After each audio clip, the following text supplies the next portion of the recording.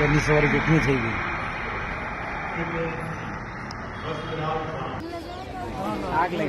आग लगी को मेरे खुद को भी बिलीव नहीं होता कि मैं कैसे उसमें से जिंदा बाहर निकला, क्योंकि थोड़ा टाइम के लिए तो मेरे को लगा था कि मैं भी मरने वाला हूँ, लेकिन जब मेरी आँख खुल के मैं देखा ना तो मुझे लगा मैं जिंदा हूँ। तो मैंने ट्राई किया, जब मेरी सीट थे वो मेरी बेल्ट निकाला, मैंने वो ट्राई किया जहाँ से निकल सकता वहाँ से मैं निकल गया वहाँ से।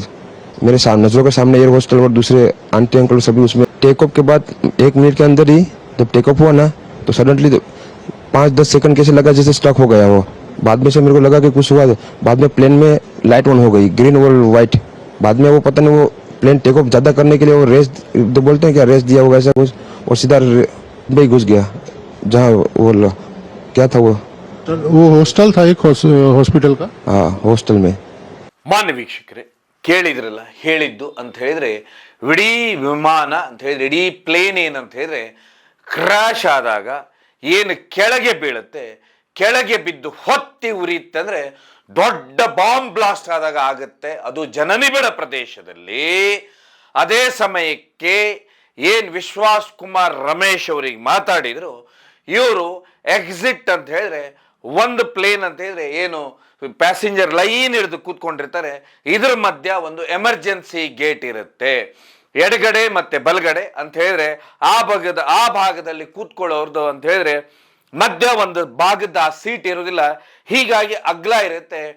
ಈ ರೀತಿ ವಿಮಾನ ದುರಂತ ನಡೆದಾಗ ತಪ್ಪಿಸ್ಕೊಳ್ಳೋದಕ್ಕೋಸ್ಕರನೇ ಈ ಎಕ್ಸಿಟ್ ಡೋರ್ಗಳಿರ್ತವೆ. ತುಂಬಾ ಎಮರ್ಜೆನ್ಸಿ ಅಂದಾಗಷ್ಟೇನೆ ಇದನ್ನ ಓಪನ್ ಮಾಡಬೇಕಾಗುತ್ತೆ, ಇಲ್ಲಂದ್ರೆ ಯಾರು ಇದನ್ನ ಮುಟ್ಟುವ ಹಾಗಿಲ್ಲ.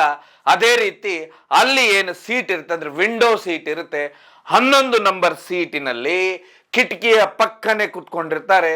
ಇವರು ಒಂದು ಭಾಗದಲ್ಲಿ ಕೂತ್ಕೊಂಡ್ರೆ ಇನ್ನೊಂದು ಭಾಗದ ಎಕ್ಸಿಟ್ನ ಏನ್ ಕಿಟಕಿಯ ಪಕ್ಕದ ಸೀಟ್ ಇದೆ ಆ ಸೀಟಿನಲ್ಲಿ ಇವರು ಈ ಬ್ರದರ್ ಪ್ಲೇನ್ ಏನು ಟೇಕಪ್ ಆಗುತ್ತೆ ಅಂದ್ರೆ ಅಹಮದಾಬಾದಿನ ಸರ್ದಾರ್ ವಲ್ಲಭಭಾಯಿ ಏರ್ಪೋರ್ಟ್ ಏನಿದೆ 23ನೇ ನಂಬರ್ ರನ್ವೇದಿಂದ ಏನು ಟೇಕಪ್ ಆಗುತ್ತೆ, ಟೇಕಪ್ 1:38 ಇನ್ನೇನು ಬರೀ ಮೇಲೆ ಹತ್ತಿರುತ್ತೆ. ನೀವು ಆ ವಿಡಿಯೋನ ನೋಡ್ಬೋದು.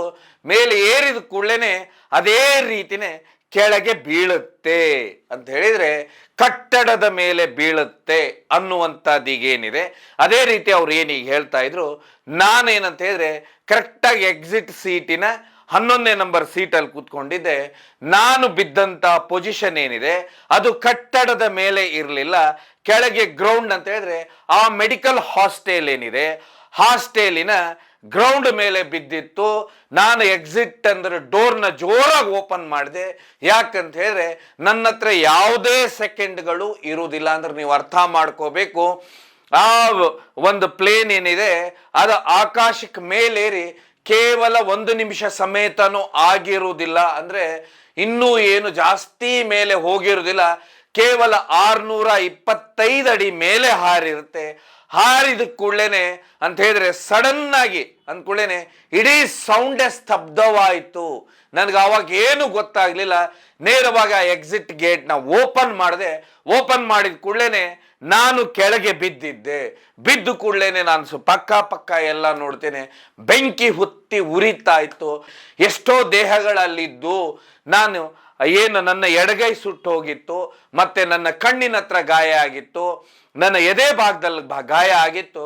ನಾನು ಹಾಗೇ ನಡ್ಕೊಂಡು ಸ್ವಲ್ಪ ಮುಂದೆ ಬಂದು ಕೂಡಲೇನೆ ಆಂಬುಲೆನ್ಸ್ ಇತ್ತು. ಆಂಬುಲೆನ್ಸ್ ನಲ್ಲಿ ನನ್ನನ್ನು ತಗೊಂಡು ನೇರವಾಗಿ ಈ ಆಸ್ಪತ್ರೆಗೆ ತಗೊಂಡು ಬಂದ್ರು ಅನ್ನುವಂಥದ್ದು ಅವರು ಆ ಸಂದರ್ಶನದಲ್ಲಿ ಹೇಳ್ತಾರೆ. ಸೊ ಒಟ್ಟಾರೆಯಾಗಿ ಹಾಗಾದ್ರೆ ಈ 787 ಏನ್ ಬೋಯಿಂಗ್ ವಿಮಾನ ಇದೆ ಇದರಲ್ಲಿ ಬದುಕುಳಿದವರು ಎಷ್ಟು ಜನ ಅಂತ ನಾವು ನೋಡ್ತಾ ಹೋದ್ರೆ ಒಟ್ಟು ಇದರಲ್ಲಿ ಅದರ ಕ್ರೂ ಮೆಂಬರ್ಸ್ ಅಂದ್ರೆ ಅದರಲ್ಲಿ ಇರುವಂತ ಪೈಲಟ್, ಏರ್ ಹೋಸ್ಟರ್ಸ್ ಎಲ್ಲ ಸೇರಿ 243 ಜನರು ಪ್ರಯಾಣಿಸಬೇಕಾಗಿರುತ್ತೆ. ಅದರಲ್ಲಿ 242ನೇಯವರು ವಿಶ್ವಾಸ್ ಕುಮಾರ್ ರಮೇಶ್ ಅವರು. 243 ಯಾರಂತ ನೋಡ್ತಾ ಹೋದ್ರೆ ಭೂಮಿಕಾ ಅನ್ನುವಂಥವ್ರು ಇದೇ ಪ್ಲೇನ್ ನಲ್ಲಿ ಇವರು UK ಹೋಗ್ಬೇಕಾಗಿರುತ್ತೆ. ಆದ್ರೆ ಇವರು ಅಹಮದಾಬಾದಿನ ಟ್ರಾಫಿಕ್ ನಲ್ಲಿ ಸಿಕ್ಕಾಕೊಂಡಿದ್ರಿಂದ ಇವರು ಸರ್ದಾರ್ ವಲ್ಲಭಭಾಯಿ ಏರ್ಪೋರ್ಟ್ ಏನಿದೆ ಅದರ ಒಳಗೆ ಬರುವತ್ತಿಗೆ ಲೇಟ್ ಆಗುತ್ತೆ. ಲೇಟ್ ಆದ ನಂತರ ಏನು ಲೇಟ್ ಆಗಿರುತ್ತೆ, ಹೀಗಾಗಿ ಇವರು ಅಲ್ಲಿ ಎಂಟ್ರಿ ಏನಂದ್ರೆ ಟಿಕೆಟ್ ಎಲ್ಲ ಚೆಕ್ ಮಾಡುವಂಥದ್ದು ಸೆಕ್ಯೂರಿಟಿ ಚೆಕಿಂಗ್ ಏನಿದೆ, ಬಂದಂಥವ್ರು ದೌಡಾಯಿಸ್ಕೊಂಡು ಬಂದಂಥವ್ರು ಅಯ್ಯೋ ನಾನು ಇದು ಬೇರೆ ದೇಶಕ್ಕಂದ್ರೆ ನಾನು ಇಂಗ್ಲೆಂಡಿಗೆ ಹೋಗುವಂಥ ಪ್ಲೇನ್ ಇದು, ದಯವಿಟ್ಟು ನನಗೆ ಪ್ರಯಾಣಕ್ಕೆ ಅವಕಾಶ ಮಾಡಿಕೊಡಿ ಅಂಥೇಳಿ ಅವರು ತುಂಬಾ ಅಲ್ಲಿ ಭೂಮಿಕಾ ಅವರು ಸುಮಾರು ರಿಕ್ವೆಸ್ಟ್ ಮಾಡ್ತಾರೆ. ಅದಾಗ್ಲೇನೆ ಅಲ್ಲಿರುವಂತ ಸಿಬ್ಬಂದಿ ಅವ್ರಿಗೆ ಹೇಳ್ತಾರೆ ಅಂತ ಹೇಳಿದ್ರೆ, ಈಗಾಗ್ಲೇನೆ ಅಂದ್ರೆ ಪ್ಲೇನ್ ಟೇಕಪ್ಗೆ ರೆಡಿ ಆಗಿಬಿಟ್ಟಿದೆ, ಇನ್ನೇನು ಈಗ ಏನೂ ಮಾಡ್ಲಿಕ್ಕೆ ಸಾಧ್ಯ ಇಲ್ಲ. ಈಗ ನೀವೇನಾದ್ರೂ ಮತ್ತೆ ನಿಮ್ಗೋಸ್ಕರ ನಾವೇನಾದ್ರೂ ಸ್ಪೆಷಲ್ ವ್ಯವಸ್ಥೆ ಮಾಡ್ಲಿಕ್ಕೆ ಹೋದ್ರೆ ಪ್ಲೇನ್ ಹೋಗುವಂಥದ್ದು ಇನ್ನೂ 1 ಗಂಟೆ ಲೇಟ್ ಆಗುತ್ತೆ, ಹೀಗಾಗಿ ಸಾಧ್ಯನೇ ಇಲ್ಲ ಅಂತಾರೆ. ಅವ್ರೇನ್ ಮಾಡ್ತಿರ್ತಾರೆ ಅಂದ್ರೆ, ಯಾವಾಗ ಸಾಧ್ಯ ಇಲ್ಲ ಅಂತಾರೆ ನಿಮಗೆ ಗೊತ್ತು, ಒಂದು ಬೇರೆ ದೇಶಕ್ಕೆ ಹೋಗುವತ್ತಿಗೆ ಅವ್ರು ಬೇರೆ ಬೇರೆ ಎಷ್ಟೋ ಕೆಲಸಗಳಿರ್ತಾವೆ. ಅದೇ ರೀತಿ ಟಿಕೆಟ್ ಏನು ಬುಕ್ ಮಾಡಿರ್ತಾರೆ ಇವರು, ಅಷ್ಟು ದೊಡ್ಡ ಮಟ್ಟದ ರೇಟಿನ ಟಿಕೆಟ್ ಇರುತ್ತೆ. ಅವ್ರೇನ್ ಮಾಡ್ತಾರೆ ಅಂದ್ರೆ ತುಂಬಾ ಅಂದ್ರೆ ಬೇಜಾರಿನಲ್ಲಿ ಹೊರಗೆ ಬರ್ತಾ ಇರ್ತಾರೆ. ಏರ್ಪೋರ್ಟ್ ಇನ್ನು ಹೊರಗೆ ಬರ್ತಾ ಇರೋದಿಲ್ಲ, ಅದಾಗ್ಲೇನೆ ದೊಡ್ಡ ಮಟ್ಟದ ಅಂದ್ರೆ ದೊಡ್ಡ ಬ್ಲಾಸ್ಟಿನ ಸದ್ದಾಗುತ್ತೆ. ಸದ್ದಾದ ಕೂಡಲೇನೆ ಅವರ ಯಾವ ಪ್ಲೇನ್ ನಲ್ಲಿ ಹೋಗ್ಬೇಕಾಗಿರುತ್ತೆ ಅದೇ ಪ್ಲೇನೇ ಅಲ್ಲಿ ಬಿದ್ದಿರುತ್ತೆ ಕೆಳಗೆ. ಅಂದ್ರೆ ಅರ್ಥ ಮಾಡ್ಕೋಬೇಕು, ನಾವಿಲ್ಲಿ ಅಂತ ಹೇಳಿದ್ರೆ ಇಬ್ರು ಈ ಪ್ಲೇನ್ ನಲ್ಲಿ ಉಳಿತಾರೆ. ಒಂದು ವಿಶ್ವಾಸ್ ಕುಮಾರ್ ರಮೇಶ್ ಅವರು, ಹಾಗೆ ಎರಡನೇದಂತ ಹೇಳಿದ್ರೆ ಏನ್ ಪ್ಲೇನ್ ಹತ್ಲಿಕ್ಕೆ ಅಂತ ಹೇಳಿ ಓಡಿ ಬಂದಂತವ್ರು ಭೂಮಿಕಾ ಅವರು. ಸೊ ಒಟ್ಟಾರೆಯಾಗಿ ನಿಮ್ಗೆಲ್ಲರೂ ಗೊತ್ತು, ಈಗಾಗಲೇ 241 ಜನರು ಈ ಒಂದು ಪ್ಲೇನ್ ಕ್ರ್ಯಾಶ್ ಅಲ್ಲಿ ಮೃತರಾಗಿದ್ದಾರೆ. ಅದರಲ್ಲಿ ಗುಜರಾತಿನ ಮಾಜಿ ಸಿಎಂ ಆದಂತ ವಿಜಯ್ ರೂಪಾನಿ ಅವರು ಒಬ್ರು ಅಂತ ಹೇಳಿದ್ರೆ, ಅವರು ಬಿಸ್ನೆಸ್ ಕ್ಲಾಸ್ ಸೀಟ್ ನಲ್ಲಿ ಕುತ್ಕೊಂಡಿರ್ತಾರೆ. ಬಿಸ್ನೆಸ್ ಕ್ಲಾಸ್ ಸೀಟ್ ಯಾವಾಗ ಮುಂದೆ ಬರುತ್ತೆ, ಎಕನಾಮಿಕ್ ಸೀಟ್ ಏನಿದೆ ಇವೆಲ್ಲನೂ ಹಿಂದೆ ಬರ್ತವೆ. ಈ ಎಕನಾಮಿಕ್ ಸೀಟಿನಲ್ಲಿ ಕುತ್ಕೊಂಡಿದ್ದಂಥವ್ರೆ ವಿಕಾಸ್ ಕುಮಾರ್ ರಮೇಶ್ ಅವರು. ಹಾಗಾದ್ರೆ ಏನಪ್ಪಾ ಇದು ಅಂತ ನಾವು ನೋಡ್ತಾ ಹೋದ್ರೆ, ಇಲ್ಲಿ ನಾವು ಒಂದು ಅಂತ ಹೇಳಿದ್ರೆ ಇಲ್ಲಿವರೆಗೆ ಎಷ್ಟೆಲ್ಲ ಈ ರೀತಿಯ ಪ್ಲೇನ್ ಕ್ರ್ಯಾಶ್ಗಳು ಭಾರತದಲ್ಲಿ ಬಹುದೊಡ್ಡದು ನಡೆದಿದೆ ಅಂತ ಹೇಳಿದ್ರೆ, ಒಟ್ಟು 4 ಬಹುದೊಡ್ಡ ಪ್ಲೇನ್ ಕ್ರ್ಯಾಶ್ಗಳು ನಡೆದಿದ್ದಾವೆ.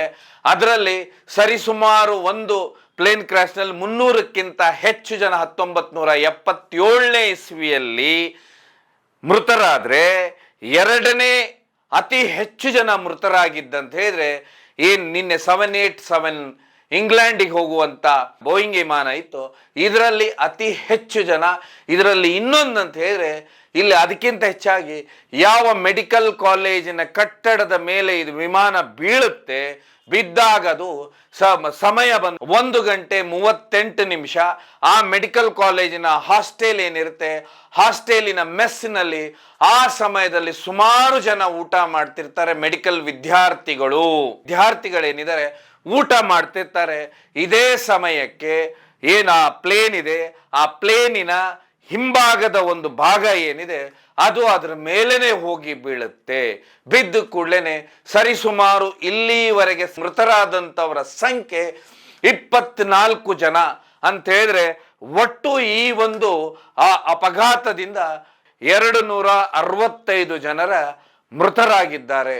ಸೊ ಒಟ್ಟಾರೆಯಾಗಿ ನಾವು ಯೋಚನೆ ಮಾಡ್ಬೇಕಂತ ಹೇಳಿದ್ರೆ, ಇಲ್ಲಿ ಏನು ಪ್ಲೇನ್ ಮೇಲೆ ಟೇಕಪ್ ಆಗ್ತಾ ಇರುತ್ತೆ, ಈ ಸಮಯದಲ್ಲಿ ತುಂಬಾ ಪ್ರೆಷರ್ ಇರುತ್ತೆ ವಿಮಾನದ ಮೇಲೆ ಅಂತ ಹೇಳಿದ್ರೆ ನಿಮಗೆಲ್ಲ ಗೊತ್ತು.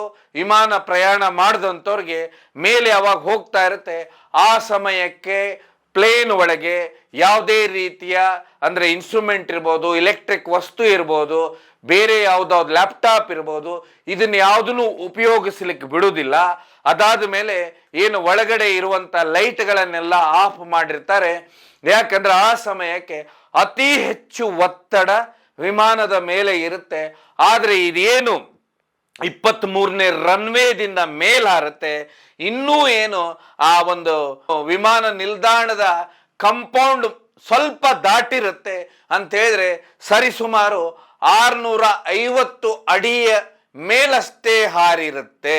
ಹಾರ್ದಂತ ವಿಮಾನ ಏನಂತ ಹೇಳಿದ್ರೆ ಸಡನ್ ಆಗಿ ವಿಕಾಸ್ ಕುಮಾರ್ ಅವರು ಏನ್ ಹೇಳ್ತಾ ಇದಾರೆ ಅಂತ ಹೇಳಿದ್ರೆ, ಸಡನ್ ಆಗಿ ಒಳಗಿನ ಇಡೀ ಎಲ್ಲಾನು ಅಂತ ಹೇಳಿದ್ರೆ ಏನ್ ಸೌಂಡ್ ಆಗ್ತೈತಿ ಇಂಜನು, ಸಡನ್ ಆಗಿ ಸ್ಟಾಪ್ ಆಗುತ್ತೆ. ಸ್ಟಾಪ್ ಆದ ಕೂಡಲೇನೆ ಇಲ್ಲಿ ಏನು ಯೋಚನೆ ಮಾಡ್ಲಿಕ್ಕೆ ಅಂತ ಹೇಳಿದ್ರೆ ಹಿಂದೆ ಮುಂದೆ ಯೋಚನೆ ಮಾಡುವಂತ ಸಮಯನೂ ಸಿಗುವುದಿಲ್ಲ, ಯಾಕೆಂತ ಹೇಳಿದ್ರೆ ನಾವೇ ಒಂದು ಟೆಕ್ನಿಕಲಿಯಾಗಿ ಯೋಚನೆ ಮಾಡಿವಂತ ಹೇಳಿದ್ರೆ ಅದು ಬರೀ ಇನ್ನು ಮೇಲ್ ಹಾರಿರುತ್ತೆ.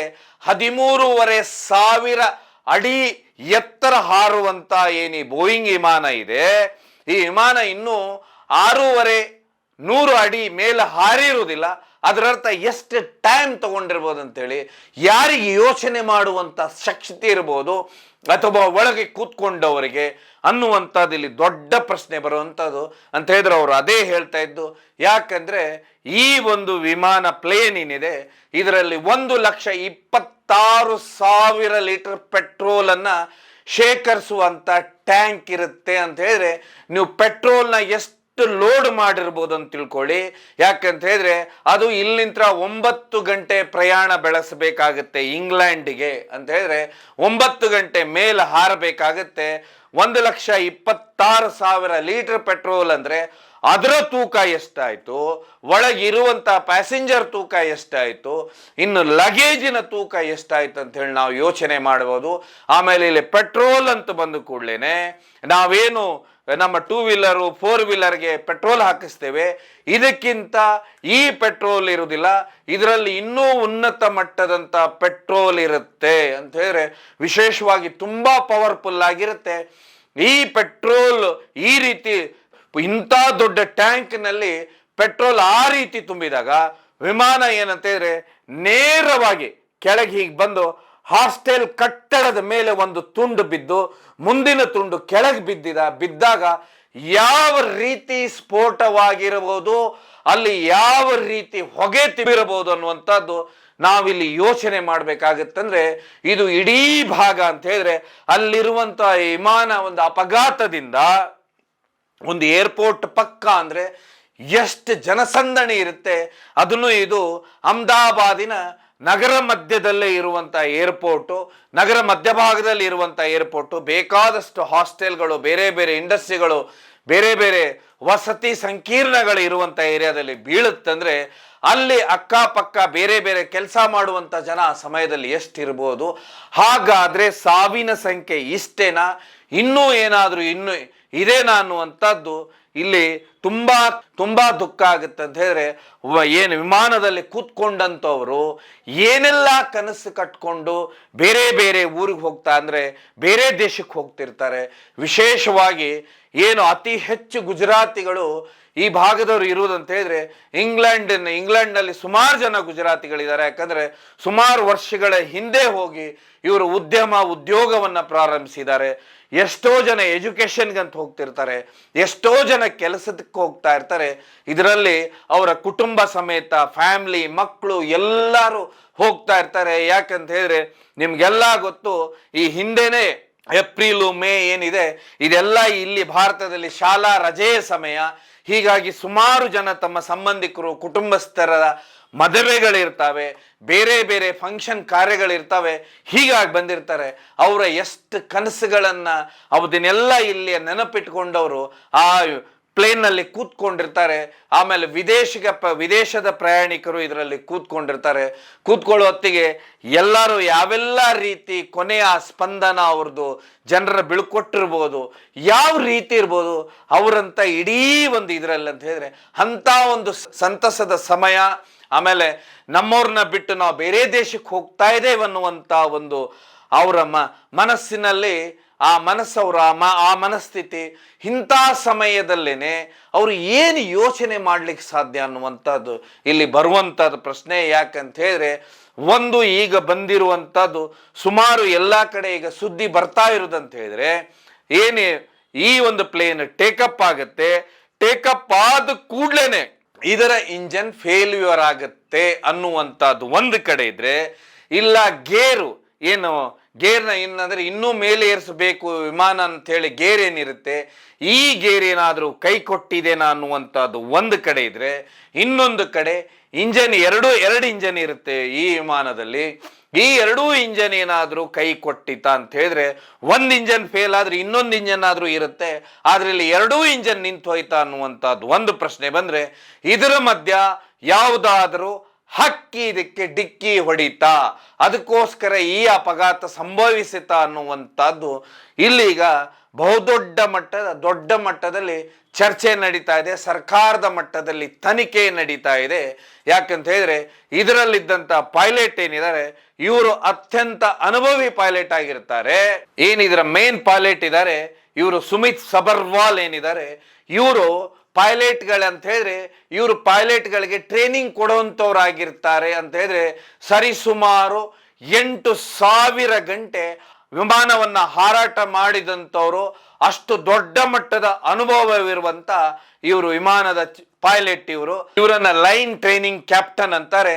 ಹಾಗೆ ಇನ್ನೊಬ್ರು ಇವ್ರ ಪಕ್ಕದಲ್ಲಿದ್ದಂಥವ್ರು ಕೋ ಪೈಲಟ್ ಏನಿದ್ದಾರೆ ಇವರು ಕುಂದಾರ್ ಅಂತ ಹೇಳಿ ಸರಿಸುಮಾರು 1,100 ಗಂಟೆವರೆಗೆ ಇವರು 8,000 ಗಂಟೆವರೆಗೆ ಆಕಾಶದಲ್ಲಿ ವಿಮಾನವನ್ನ ಹಾರಿಸಿದಂತ ಅನುಭವ ಇದ್ರೆ, ಕುಂದಾರ್ ಅವರೇನಿದ್ದಾರೆ ಇವರಿಗೆ ಅಂದ್ರೆ ಕ್ಲೈವ್ ಕುಂದಾರ್ ಏನಿದ್ದಾರೆ ಇವರು ಮೂಲತಃ ಮಂಗಳೂರಿನವರು, ಆದ್ರೆ ಬಾಂಬೆನಲ್ಲಿ ಇವರು ಇರುವಂತವ್ರು, ಮುಂಬೈನಲ್ಲಿ ಇರುವಂತವ್ರು.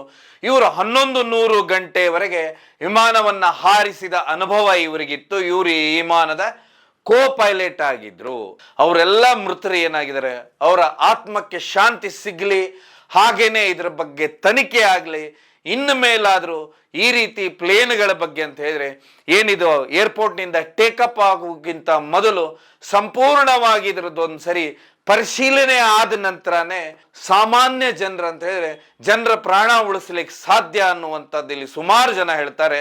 ಯಾಕಂತ ಹೇಳಿದ್ರೆ ಈ ಸಂಪೂರ್ಣವಾಗಿ ಸರ್ಕಾರ ಇದರ ತನಿಖೆ ಮಾಡಬೇಕು. ತನಿಖೆ ಮಾಡಿದಾಗ ಇದರ ಬ್ಲ್ಯಾಕ್ ಬಾಕ್ಸ್ ಏನು, ಕಪ್ಪು ಪೆಟ್ಟಿಗೆ ಏನಿದೆ, ಇದರಲ್ಲಿ ಯಾಕೆ ಈ ಒಂದು ಪ್ಲೇನ್ ಕ್ರ್ಯಾಶ್ ಆಗಿ ಬಿತ್ತು ಅನ್ನುವಂಥದ್ದು, ಮೇಲೆ ಏರಿದ ಕೂಡಲೇ ಬಿತ್ತು ಅನ್ನುವಂಥದ್ದು ಸಂಪೂರ್ಣವಾಗಿ ತನಿಖೆ ಆದ ನಂತರನೇ ಗೊತ್ತಾಗೋದು. ಇಲ್ಲಿ ಏನಾಗಿತ್ತು ಸಮಸ್ಯೆ ಅನ್ನೋದು ಗೊತ್ತಾಗೋದು ಕೊನೆಗೆ ಗೊತ್ತಾಗುತ್ತೆ ಅಂತ ಹೇಳ್ತಾ ಈ ಕಾರ್ಯಕ್ರಮವನ್ನು ಮುಗಿಸ್ತೇನೆ. ಇದು ಕೇವಲ ಜನಜಾಗೃತಿಗೆ.